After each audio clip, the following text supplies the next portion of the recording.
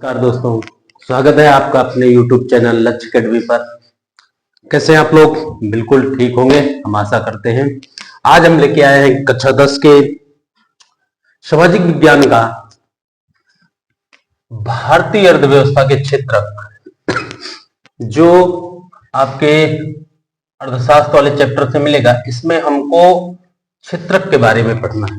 भारतीय अर्थव्यवस्था के क्षेत्रक क्या है और भारत की अर्थव्यवस्था में इसके योगदान क्या है, इन चीजों पर आज हम चर्चा करने वाले हैं। तो ये आपके बोर्ड पेपर के लहजे से और आपके आगे कंपटीशन के तौर पर भी बहुत ही इंपॉर्टेंट चैप्टर है, और बिल्कुल ध्यान से समझिएगा इस चैप्टर को। बहुत ही मजेदार चैप्टर है, मजा भी आएगा पढ़ने में इसको। इसके साथ साथ इसके एक एक पॉइंट, एक एक बारीकियां इसकी अच्छे से समझिएगा, अच्छे से याद करिएगा। बोर्ड पेपर में इससे आपके जो एमसीक्यू क्वेश्चन बनते हैं, एमसीक्यू वाले क्वेश्चन भी इस चैप्टर से बनेंगे। इसी एमसीक्यू के साथ साथ अगर हम बात करें तो जो दीर्घोत्तरी क्वेश्चन है, दीर्घोत्तरी ये क्वेश्चन भी इस चैप्टर से बनेंगे। तो बोर्ड पेपर के हिसाब से तो आपके लिए ये बहुत ही मायने रखता है ये चैप्टर। तो साथ साथ एमसीक्यू बनेगा ही बनेगा इस चैप्टर से।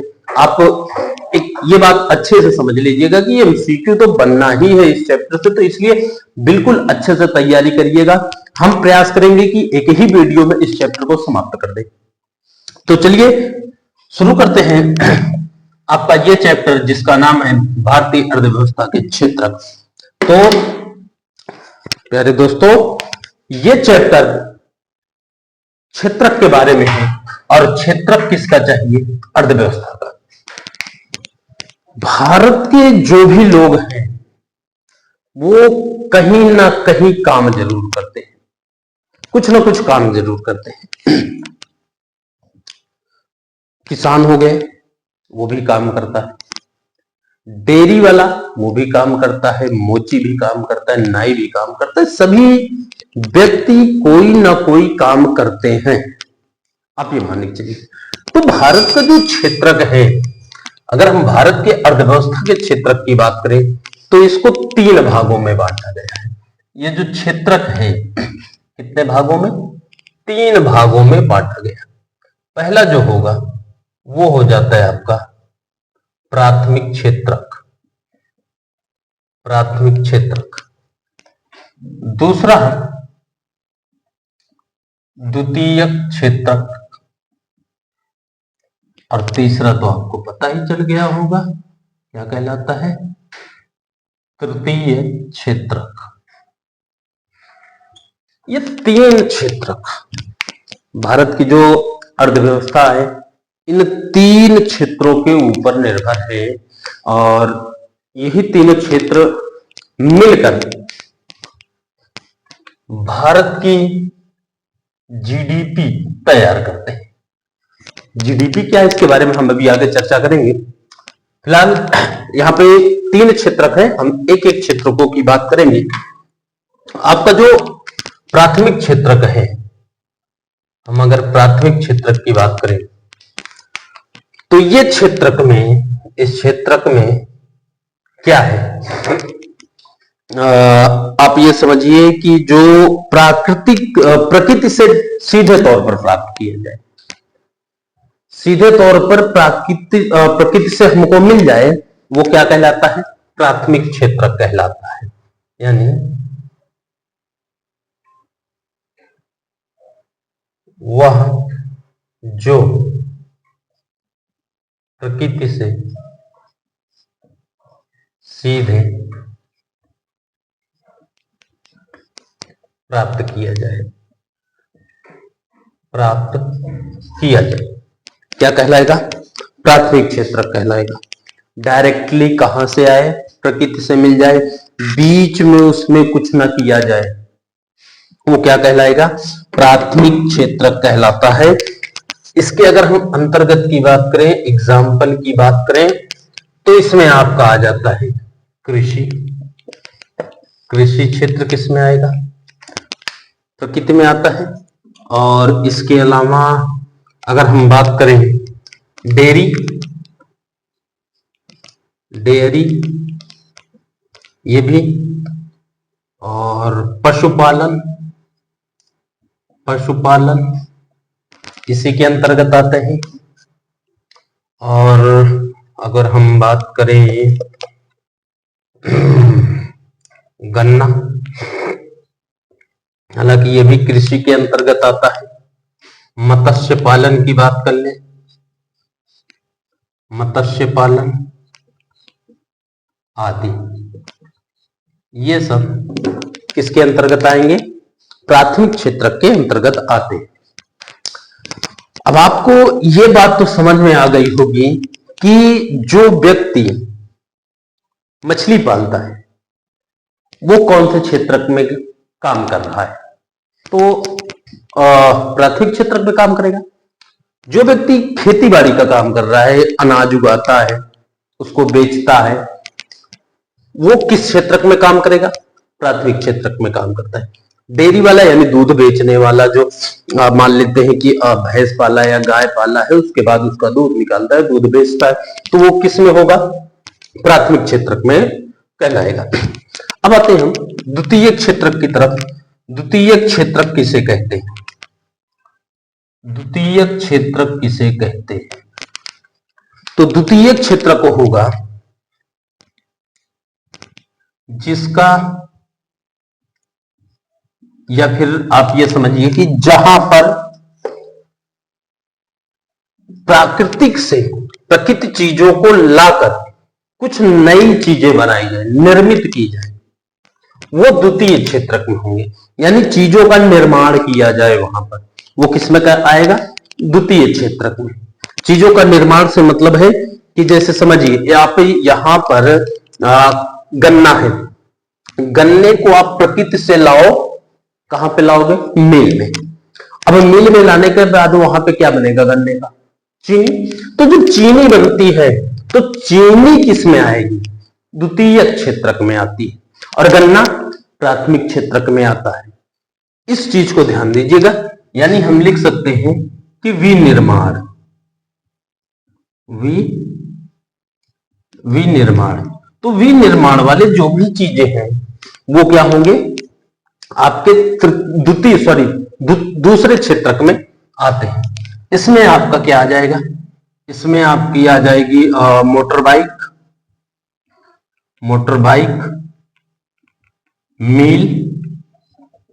मिल में कोई भी मिल हो सकती है, कपड़ा मिल हो सकती है, गन्ना मिल हो सकती है, और शुगर मिल हो सकती है, और जो बड़ी बड़ी कंपनियां हैं, फैक्ट्रियां हैं, वो सभी किस में आएंगी? द्वितीय क्षेत्र में आती है। यानी जहां पर कुछ चीजें निर्मित की जाएं, ये चीजें आप याद रखिएगा, ठीक है। जहां पर कुछ निर्मित किया जाए, बनाया जाए, निर्मित किया जाए या बनाया जाए, वो क्या कहलाएगा? किसमें कहलाएगा? द्वितीय क्षेत्र में। अब यहां पे एक बात फंसती है, आप ये बताओ, माली किस में आएगा?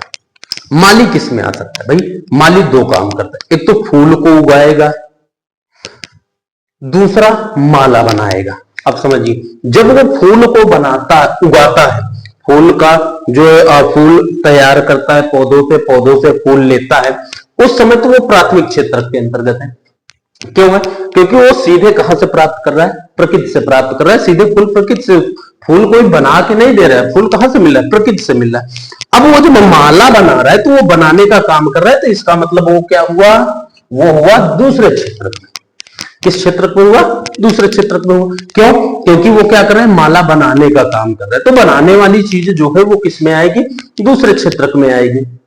अभी बताओ, बिस्कुट जो बिस्किट का फैक्ट्री है वो किस में आता है? वो दूसरे क्षेत्र में आएगा। क्यों आएगा? क्योंकि वहां पर बिस्किट बनाया जा रहा है। डायरेक्ट प्रकृति से बिस्किट नहीं प्राप्त किया जा रहा है कि चलो भाई खेत है, खेत को जोत देते हैं और उसको जुताई करने के बाद उसमें बिस्किट बोएंगे, बिस्किट निकलेगा, पार्ले जी। तो ऐसा थोड़ी ना है। पार्ले जी को बनाया जाता है फैक्ट्री में, और जब फैक्ट्री में बनेगा तो वो क्या कहलाएगा? दूसरा क्षेत्र कहलाएगा। ठीक है। अब ये हमारा तीसरा क्षेत्र।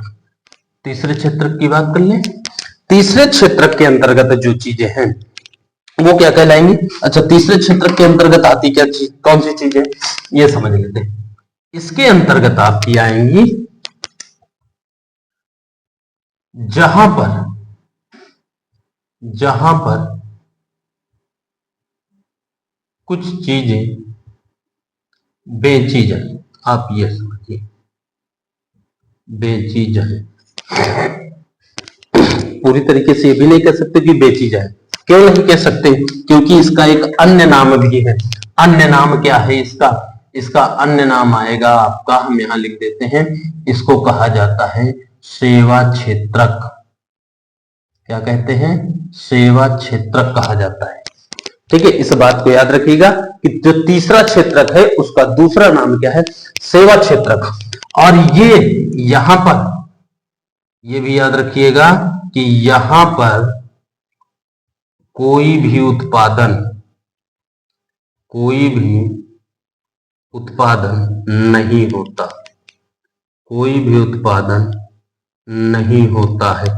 किसी भी प्रकार का कोई उत्पादन यहां पर नहीं होगा। यहां पर क्या होगा? केवल सेवा दी जाएगी। क्या दी जाएगी? सेवा दी जाती है। किस तरीके की सेवा दी जाएगी भाई? समझिए, यहां पर बना, अब बनने के लिए उसको बेचना भी तो आवश्यक है। तो बेचने के लिए, अच्छा, बेचने के लिए उसको मार्केट तक ले जाना आवश्यक है।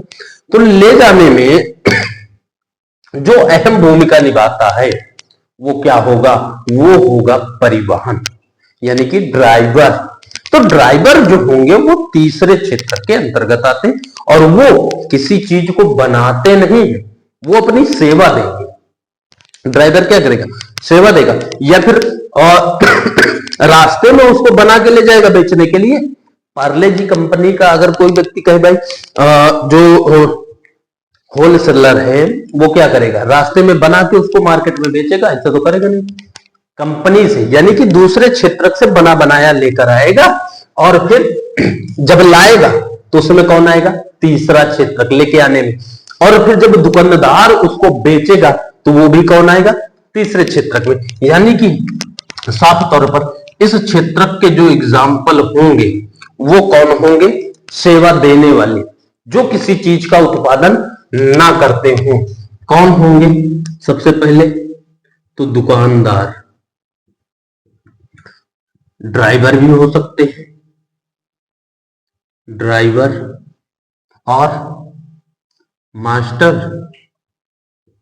डॉक्टर, क्योंकि ये किसी भी चीज का उत्पादन नहीं करते हैं, ये केवल अपनी सेवा देते हैं और सेवा के बदले में क्या लेते हैं? पैसा लेते हैं। ठीक है, और कौन होगा? चलिए और दो तीन उदाहरण और बता दीजिए फटाफट। दुकानदार हो गया, ड्राइवर हो गया, मास्टर हो गया, डॉक्टर हो गया। चलिए, नाई नहीं आ सकता है क्या? नाई किस चीज का उत्पादन करता है? नाई तो किसी भी चीज का उत्पादन नहीं करता, तो नाई भी आपका किस में आएगा? तीसरे क्षेत्रक में आ जाता है। ठीक है, आदि लिख देते हैं। अब आप समझ गए होंगे तीनों क्षेत्रक के बारे में। बताइए, अभी हमने चर्चा की माली की, अब बताइए माली कौन से क्षेत्रक में आता है? अब बताइए, देखिए, माली जब फूल उगाएगा तो प्राथमिक में, माली जब माला बनाएगा तो दूसरे में, और माली जब बेचेगा माले को, माला बनाकर जब माला को बेचेगा तो कौन से क्षेत्रक में आएगा? तीसरे क्षेत्रक में आता है। यहां तक की जो बात है आपके समझ में आ गई होगी। हमने पूरा प्रयास किया कि ये तीनों क्षेत्रक आपको अच्छे से समझ में आ जाए। जो चीजें प्रकृति से प्राप्त हो वो सीधे क्या कहलाएंगी? प्राथमिक सेक्टर कहलाता है, प्राइमरी सेक्टर। और जो द्वितीय क्षेत्रक है, यहां पर चीजों को बनाया जाता है, चीजें बनती हैं। आप कहीं से भी कुछ लेके आओ, कार को आप घर में बैठ के बढ़िया से उसको क्या करो, कार का जो भी पुर्जा है, एक एक पुर्जे को जोड़ो। आप किस क्षेत्रक में आओगे? दूसरे में आओगे। अब उस कार को बेच दो, तो बेचने के लिए आप किस क्षेत्रक में आ जाओगे? तीसरे क्षेत्रक में आ जाओगे। इसमें सबसे जो महत्वपूर्ण भूमिका है वो किसका होता है? परिवहन का होता है। ठीक है, किसका होगा? परिवहन का। और ये बात आप बिल्कुल नहीं भूलेंगे कि तीसरे क्षेत्रक में कोई भी उत्पादन नहीं होता है, उत्पादन नहीं होगा। और तीसरे क्षेत्रक का जो नाम है एक नाम और आता है जिसको क्या कहा जाता है, द्वितीय क्षेत्रक, और सॉरी सेवा क्षेत्रक कहते हैं। अब हम बात करेंगे कि भाई ये जो तीनों क्षेत्रक है इसमें सर्वश्रेष्ठ कौन है, सर्वश्रेष्ठ है कौन? क्योंकि देखिए किसी भी अर्थव्यवस्था के लिए जो आवश्यक है वो होता है जीडीपी। जीडीपी तैयार होती है इन्हीं तीनों चीजों से, किसी भी देश की प्राथमिक, द्वितीयक और तृतीयक, यही तीनों मिलकर तैयार करते हैं जीडीपी।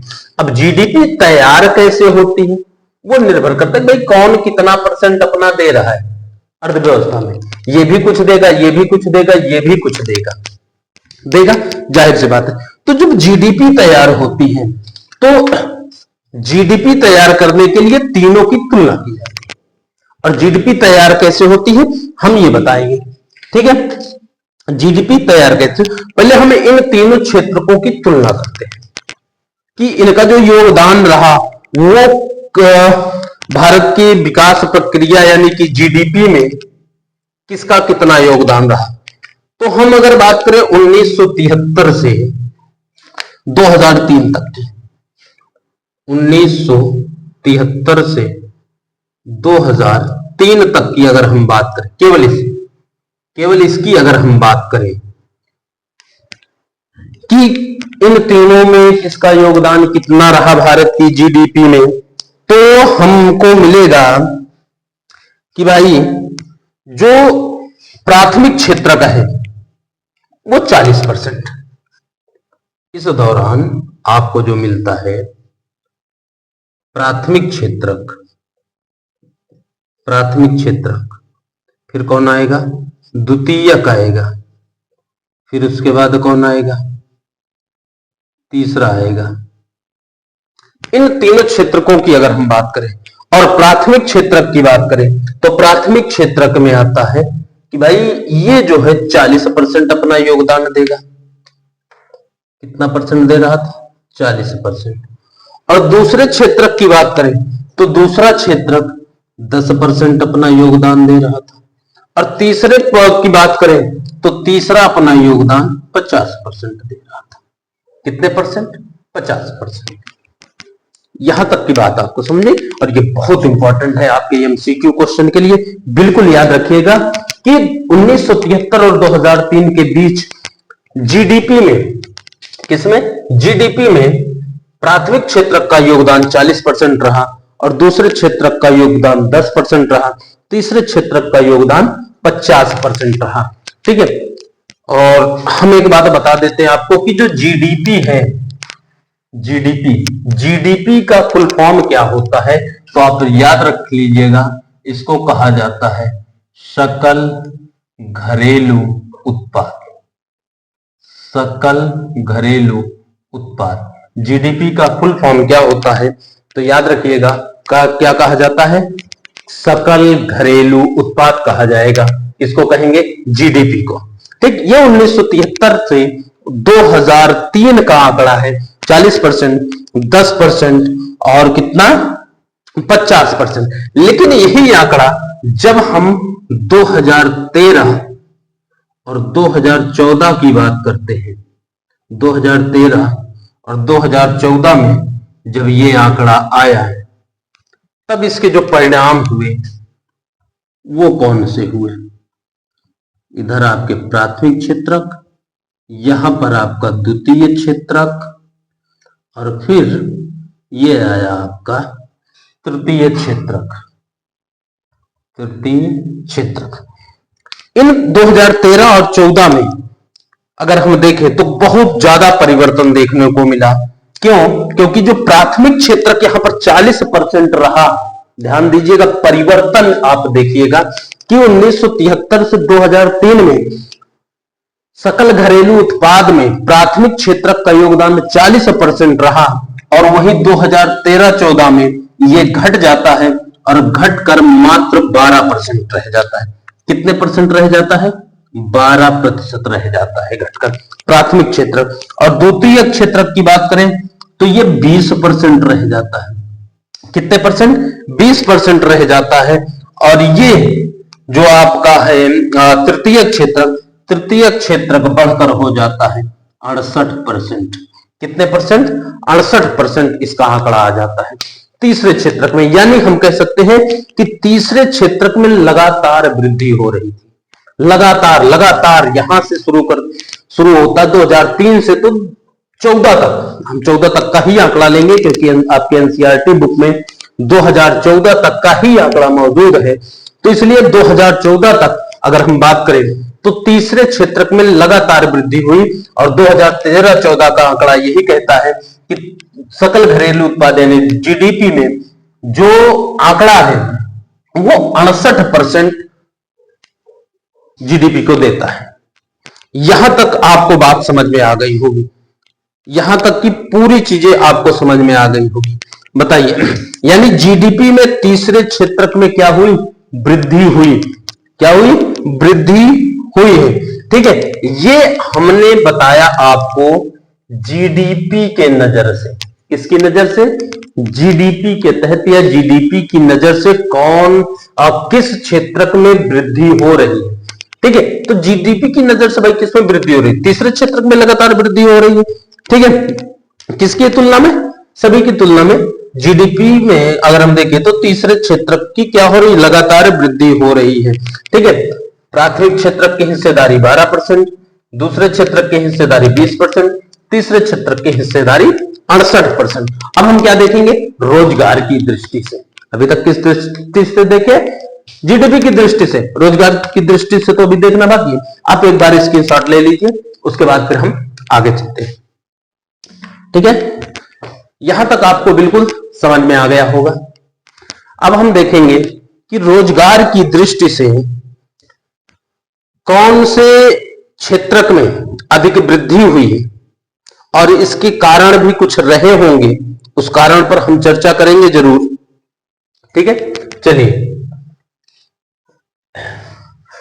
ये हम मिटा देते हैं। अब हम देखेंगे कि कितने परसेंट रोजगार की वृद्धि हो रही है रोजगार की दृष्टि से और किस क्षेत्र पर। ठीक है,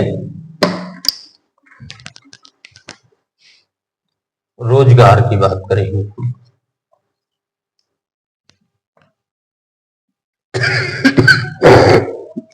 तो चलिए फिर वही आंकड़ा लेंगे, कौन सा? 1973।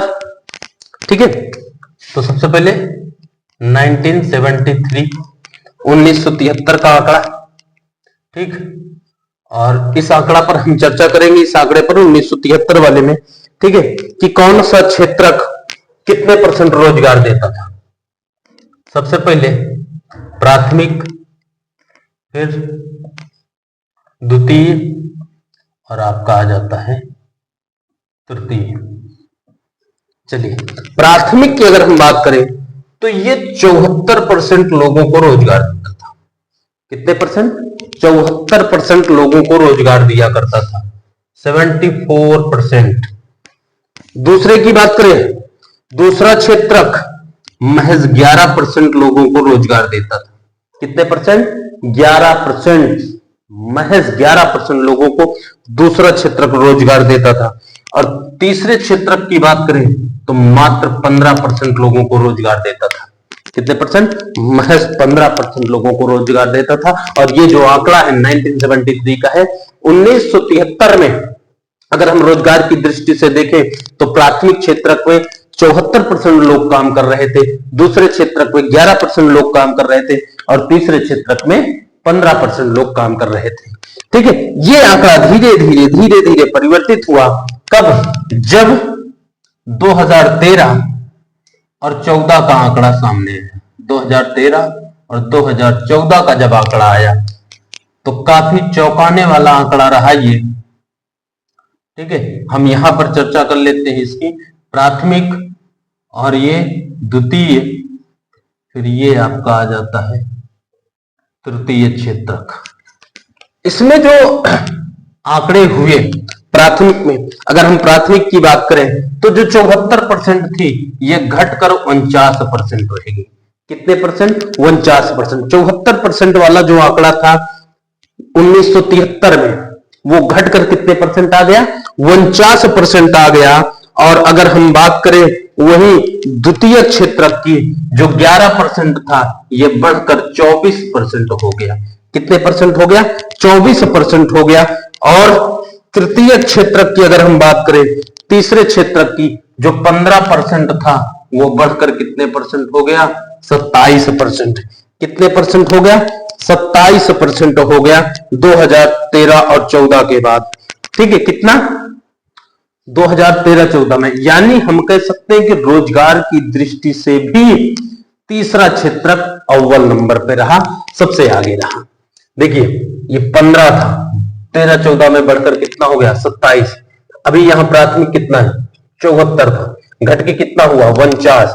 द्वितीय में भी वृद्धि हुई, दूसरे क्षेत्र में भी 1973 से 2013 के बीच में वृद्धि हुई।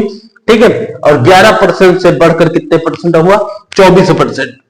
तृतीय क्षेत्र में भी वृद्धि हुई, तीसरा 15 से बढ़कर कितना हो गया? 27% हो गया। यहां तक की बात आपको समझ में आएगी। अब ये जो 30 वर्षों का अंतराल रहा, कितने वर्षों का? 30 वर्षों का जो अंतराल है, ठीक है, इसमें जीडीपी बढ़ी। यानी हम कह सकते हैं कि जितनी जीडीपी बढ़ रही थी उतना ही लोगों को रोजगार मिल रहा था। जितना जीडीपी बढ़ेगी उतना रोजगार बढ़ेगा। कारण बताइए, कारण क्या है? सुनिए, जब प्राथमिक से लोग कटेंगे, दूसरे में जाएंगे, फैक्ट्री वगैरह सारी चीजें काम करेंगे वहां पर, क्योंकि दूसरे में चीजों का भी निर्माण होता है, चीजें बनती है। और जब वहां पे चीजें बनती हैं तो बनने के बाद उसको ले जाने के लिए भी लोग चाहिए। रोजगार दूसरे में बढ़ा, दूसरे में बढ़ा। यहां पर 11 था, यहां कितना हुआ? 24% लोगों को रोजगार मिल गया यहां पे। लेकिन जब चीजें ज्यादा बनेंगी तो उसके लिए, उसको बेचने के लिए, सेल करने के लिए, ले जाने के लिए भी तो लोग चाहिए। तो तीसरे क्षेत्र की आवश्यकता पड़ी और तीसरे क्षेत्र में लोगों की संख्या बढ़ गई। कितने परसेंट हो गए? 27% हो गए। कितने परसेंट? 27%। यहां तक बात समझ में आ गई होगी, बताइए। यहां तक बात समझ में आ गई। यानी हम कह सकते हैं कि जो प्राथमिक क्षेत्र के लोग जो कृषि के क्षेत्र में काम कर रहे थे, अब वो लोग कहां जाने लगे? दूसरे और तीसरे क्षेत्र में निकलकर काम करने लगे। बताइए, यहां तक अगर कोई दिक्कत हो तो बताइए। यहां तक अगर किसी को कोई समस्या आ रही हो तो जल्दी से कमेंट करिएगा, बताइएगा जरूर। चलिए, अब हम बात करेंगे कि जब लोग दूसरे और तीसरे क्षेत्र में जा रहे हैं, इसका कारण। अच्छा, कारण पे थोड़ा सा चर्चा करेंगे। बिल्कुल, कारण क्या है? कारण पर क्यों बढ़ रहे हैं भाई लोग? ये प्राथमिक छोड़कर दूसरे और तीसरे में क्यों जा रहे हैं? इसका कारण यह है कि मान लेते हैं किसी के पास अगर 4 बीघे खेत है और घर में 5 लोग हैं। 4 बीघे खेत, घर में 5 लोग, उत्पादन उतना ही, 5 के 5 उसी खेत में लगे हुए हैं, वो कर रहे हैं। अब उत्पादन उतना ही हो रहा है। कई फैक्ट्री है, अगर 1 लोग 2 लोग घर से निकल गए, उस फैक्ट्री में काम करने लगे जाके, तो जो खेती थी, खेती का उत्पादन उतना ही था जितना कि 5 लोग मिलकर करते थे। अब ये एक्स्ट्रा आए, ये आए यहां पर दूसरे क्षेत्र में, इनमें कम बढ़ी आय। इन लोगों की क्या बढ़ गई? आय बढ़ गई। और जब आय बढ़ी तो जब लोगों के पास पैसा आता है ना, तो उनकी ख्वाहिशें बढ़ती है, तमन्नाएं बढ़ती हैं। तो जो घर में खा रहे थे उनको आवश्यकता थी कि भाई अब क्यों ना कहीं चले, रेस्टोरेंट में भोजन करते हैं, घर में मजा नहीं। तो उसके लिए क्या खुला? रेस्टोरेंट। और रेस्टोरेंट किस में आता है? तीसरे क्षेत्र में आता है। किस में आएगा? तीसरे क्षेत्र में रेस्टोरेंट आता है। रेस्टोरेंट में काम करने वाला व्यक्ति तीसरे क्षेत्र में आएगा, सामान लाने वाला व्यक्ति तीसरे क्षेत्र में आएगा। बात समझ में आ रही है ना? ठीक, यहां तक कि जो भी टेलीकॉम कंपनियां हैं, आपकी सिम वगैरह, वो भी किस में आती है? तीसरे क्षेत्र में आती है। बैंक वगैरह वो सभी किस में आएंगी? तीसरे क्षेत्र में आएंगी। बात समझ में आ रही है? ठीक है, तो जब लोगों के पास पैसा आता है तो उनकी ख्वाहिशें बढ़ती हैं। ठीक है, सरकार ने जगह जगह चीजों का विस्तार किया, अस्पताल खुलवाए। यानी कि हम ये कह सकते हैं जो कारण था वो क्या था? लगातार तीसरे क्षेत्र में विस्तार। तीसरे क्षेत्रक में विस्तार। अच्छा, ये विस्तार क्या है, विस्तार कैसा हो रहा था तीसरे क्षेत्रक में? हमने अभी बात की ना कि जो व्यक्ति है उसकी ख्वाहिशें बढ़ रही थी, लोग काम कर रहे थे दूसरे में, पैसा आ रहा था, पैसा दूसरे से आ रहा था, और जो ख्वाहिशें थी वो तीसरे को बढ़ा रही थी। लग्जरी चीजें चाहिए भाई, पैसा है तो हम सरकारी हॉस्पिटल छोड़ के प्राइवेट हॉस्पिटल में इलाज करवाएंगे, सरकारी विद्यालय छोड़कर प्राइवेट में पढ़ेंगे, और भी बहुत सारी चीजें, हम रेस्टोरेंट में खाना खाएंगे, हम घूमने चलेंगे, ठीक है। तो सारी चीजें जो है वो किससे जुड़ी हुई है? तीसरे क्षेत्र से। तो तीसरे क्षेत्र का लगातार क्या होता गया? विस्तार होता गया। यानी कि हम कह सकते हैं कि जो सबसे ज्यादा इनकम है, आय, सबसे ज्यादा जो आय है वो कौन देता है? तीसरा क्षेत्रक देता है। कौन सा क्षेत्रक? तीसरा क्षेत्रक। और सबसे ज्यादा जो रोजगार है वो कौन देगा? वो भी देगा तीसरा क्षेत्रक। कौन सा क्षेत्रक देगा? तीसरा क्षेत्रक सबसे ज्यादा रोजगार देता है। बताइए, यहां तक आपको समझ में आ गया होगा, ठीक है। इसी में आपके दो पॉइंट और आते हैं, एक संगठित और असंगठित क्षेत्रक। ये किस प्रकार के क्षेत्रक हैं, हम इसके बारे में थोड़ा बहुत चर्चा करेंगे। अब हमको इतना लगता है कि आप ये इसका अगर अंतर लिखने को आ जाता है तो आप अंतर लिख सकते हो बिल्कुल, कि प्राथमिक क्षेत्रक या द्वितीय क्षेत्रक में अंतर बताइए, द्वितीयक या तृतीयक में अंतर बताइए। अगर ये आ जाता है लिखने के लिए तो आप बेहिचक इसको लिख सकते हो। अब हम चर्चा करने वाले हैं कि इसी में जो रिलेटेड है, इससे जो जुड़ा हुआ है, रोजगार हमने देख लिया कि सबसे ज्यादा रोजगार कहां पर मिलता है। तो रोजगार जो सबसे ज्यादा मिलेगा वो तीसरे क्षेत्रक में मिलेगा। सबसे ज्यादा वृद्धि किसमें हुई है? तो सबसे ज्यादा वृद्धि तीसरे क्षेत्रक में हुई है। सबसे ज्यादा जीडीपी में अपना योगदान कौन दे रहा है इस समय? तो सबसे ज्यादा योगदान तीसरा क्षेत्रक अपना दे रहा है। जो इनकम सबसे ज्यादा किसका है? वो तीसरे क्षेत्रक की इनकम है, ठीक है। अगर हम यहीं पे बात करें जो हमारा संगठित और असंगठित क्षेत्रक है, उसके बारे में अगर हम चर्चा करें कि ये क्या है भाई, जो संगठित और असंगठित क्षेत्रक है, तो हम थोड़ा सा यहाँ पे समझा देते हैं आपको कि संगठित क्षेत्रक, सबसे पहले हम संगठित क्षेत्रक की बात करते हैं। संगठित क्षेत्रक, इसके बारे में बिल्कुल छोटा सा हम समझ लेते हैं कि संगठित क्षेत्रक क्या है। ये क्षेत्रक सरकार द्वारा पंजीकृत होते हैं। सबसे पहले तो आप ये समझिए, किसके द्वारा? सरकार द्वारा पंजीकृत होते हैं, सरकार के द्वारा रजिस्टर्ड होते हैं बाकायदे। ये संगठित क्षेत्रक की बात करते हैं, ठीक है। इसके अलावा इसमें जो सरकारी नियम होते हैं, इसके सरकारी नियम व जो भी असरकारी नियमों व विनियमों का इसमें क्या किया जाता है? पालन किया जाता है। विनियमों का पालन होता है। किसमें होता है? संगठित क्षेत्रक में।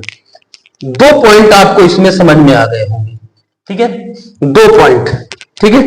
और तीसरा जो पॉइंट है, तीसरे पॉइंट की बात करें, यहां पर रोजगार की अवधि यानी कि समय, रोजगार का समय नियमित होता है, नियमित है। रोजगार की अवधि अगर बात करें तो कैसे है? नियमित होता है, ठीक है। यहां पर कर्मचारी को, यहां पे अगर कर्मचारी की बात करें जो काम करते हैं, तो कर्मचारियों की को क्या है? इनकी सुरक्षा के लाभ है, सुरक्षा का लाभ मिलता है। यहां पर इनको क्या होता है? सुरक्षित रोजगार सुरक्षा, रोजगार सुरक्षा यहां पर मिलेगा। कहां पे? संगठित क्षेत्र के अंतर्गत इनको ये सारी चीजें मिलती हैं, ठीक है। इसके अलावा और क्या है? इसी में आ जाएगा आपका क्या होता है? छुट्टी, छुट्टी। भविष्य निधि की बात करें, भविष्य निधि इसी में मिल जाएगा आपको, ठीक है। किसमें? संगठित क्षेत्र के अंतर्गत। ये सुरक्षा के लाभ, भविष्य निधि मिलता है। और क्या मिलेगा? मेडिकल फंड भी होता है इनका अपना, मेडिकल फंड होता है, ठीक है। कौन सा फंड? मेडिकल फंड होगा, वो चीजें इनको उपलब्ध कराई जाती है, ठीक है। इसके अंतर्गत आते कौन सी चीजें, ये समझना भी जरूरी। भाई ये सारी चीजें मिलती हैं, ठीक है, लेकिन संगठित क्षेत्र के अंतर्गत आता क्या क्या है ये भी तो जानना जरूरी है। बिल्कुल जान सकते हैं भाई, क्यों नहीं। तो सरकारी संस्थान, सबसे पहले तो आप ये समझो कौन आता है, सरकारी संस्थान इसके अंतर्गत आते हैं। कौन आएगा? सरकारी संस्थान। सरकारी संस्थान, इसके अलावा भी तो कुछ हो सकते हैं, बिल्कुल हो सकते हैं। कौन हो सकते हैं? बड़ी बड़ी कंपनियां, बड़ी बड़ी कंपनियां। कौन सी बड़ी बड़ी कंपनियां? जो मान्यता प्राप्त हो, क्या हो? मान्यता प्राप्त हो। कहां से? सरकार द्वारा मान्यता प्राप्त, या सरकार की जो संस्था, उस संस्था से क्या हो? मान्यता प्राप्त हो। वो किसके अंतर्गत आएंगी? संगठित क्षेत्र के अंतर्गत आती हैं, ठीक है। तो इन कंपनियों में काम करने वाले लोग, जो काम करते हैं, काम करने वाले लोग किसके उदाहरण हैं? बताइए। संगठित क्षेत्र के उदाहरण हैं। और संगठित क्षेत्र में आपको कौन कौन सी सुविधाएं मिल सकती हैं, अब आपको पता चल गया होगा। पहला, सरकार द्वारा रजिस्टर्ड होते, बाकायदे पंजीकृत होते हैं। सरकार के नियम और विनियमों का पालन होता है। सरकार इसमें इनको नियमित समय देती है, ठीक है। इनका जो समय होता है वो नियमित रोजगार, यानी हम कह सकते हैं कि संगठित क्षेत्र में लोगों को नियमित रोजगार मिलता है, कर्मचारियों को सुरक्षा मिलती है, सुरक्षा के लाभ मिलते हैं, भविष्य निधि होती है, छुट्टी होती है, सारी चीजें यहाँ पर। इनका अपना मेडिकल फंड होता है, ये उपलब्ध कराया जाता है। और ये इन चीजों में आते हैं कौन कौन से? सरकारी संस्थान, बड़ी बड़ी कंपनियां, जो लिमिटेड कंपनियां वो इनसे जुड़ी हुई होती हैं। यहीं पर अगर हम दूसरे की बात करें, जो आता है असंगठित क्षेत्र। कौन सा? असंगठित क्षेत्र। असंगठित क्षेत्र की बात करें तो असंगठित क्षेत्र में, अब तो आप समझ गए हो कि बिल्कुल इसके विपरीत होगा। विपरीत की बात करें तो कैसे विपरीत होगा? बताइए। विपरीत की बात करें तो कैसे विपरीत होगा? यानी कह सकते हैं कि भाई ये क्षेत्र सरकार द्वारा पंजीकृत नहीं होते हैं, ठीक है। यानी कह सकते हैं कि पंजीकृत नहीं होते, पंजीकृत नहीं होते, पहली चीज। चलो ठीक है, पंजीकृत नहीं होते। और बताइए, और क्या हो सकते? पंजीकृत नहीं होते तो इसमें किसी चीज का पालन भी तो नहीं होता है। किसका? नियम व विनियम, नियम व विनियमों का पालन नहीं होता। नियम या विनियमों का पालन इसमें नहीं होता है। और बताइए, इसमें ये सारी चीजें मिलती हैं क्या? कर्मचारी सुरक्षा, इसमें किसी प्रकार की सुरक्षा नहीं है, ठीक है। कोई सुरक्षा नहीं है। कौन सी कोई सुरक्षा नहीं है? ना आपको यहाँ पे छुट्टी मिल सकती है, ना आपको यहाँ भविष्य निधि मिलेगी, ना आपको यहाँ पर मेडिकल फंड मिलेगा। किसी प्रकार की कोई सुरक्षा नहीं होगा इसके अंतर्गत, ठीक है। कोई भी सुरक्षा इसमें नहीं मिलती है, ठीक। समझ में? और एक चीज जो सबसे बड़ी, सम्मान तो बिल्कुल नहीं मिलता है यहाँ पे भाई, सम्मान की तो बातें नहीं करना है, ठीक है। जैसे चलो इसमें आता कौन कौन है, ये भी तो समझना जरूरी है कि नहीं समझेंगे? हाँ बिल्कुल समझेंगे। कौन कौन से? जैसे मजदूर, मजदूर। हाँ एक चीज और याद रखना, यहाँ पे आपको नियमित रोजगार नहीं है। आपका जो रोजगार है नियमित रोजगार नहीं है, ठीक है। नियमित रोजगार यहाँ पे बिल्कुल नहीं मिलेगा, ठीक है। इसके अंतर्गत आता कौन कौन है? मजदूर आएगा। मजदूर के बाद क्या आएगा? बोलो। छोटे किसान होंगे। कौन आएंगे? जो छोटे किसान है, छोटे किसान इसके अंतर्गत आएंगे। और कौन आएंगे? जल्दी बोलो। सड़कों पर क्रय करने वाले लोग, यानी फेरी वाले, जिसको कहा जाता है फेरी वाले, ठीक है। सड़कों पर क्रय विक्रय करने वाले लोग, क्रय विक्रय करने वाले, ठीक है। या जो होटल वगैरह पे काम करते हैं, छोटे छोटे फॉर्च्यून की दुकानों पर लोग काम करते हैं, वो किसके अंतर्गत आएंगे? असंगठित क्षेत्र के अंतर्गत आते हैं। और ये दोनों पॉइंट आपके इस चैप्टर के रीढ़ की हड्डी है, या हम ये कह सकते हैं कि बहुत इंपॉर्टेंट है बोर्ड पेपर के लिए। संगठित और असंगठित क्षेत्र, बिल्कुल इसको दिमाग में बैठा लीजिएगा एकदम अच्छे से। बहुत ही इंपॉर्टेंट पॉइंट है ये। संगठित क्षेत्र क्या है, असंगठित क्षेत्र क्या है, और अंतर लिखने के लिए अक्सर आ जाता है, ठीक है। तो आज की वीडियो में बस इतना ही। अगली वीडियो लेके हम जरूर उपस्थित होंगे और इसका अगला पार्ट हम आपको जरूर देंगे। ठीक है, तब तक के लिए नमस्कार, जय हिंद।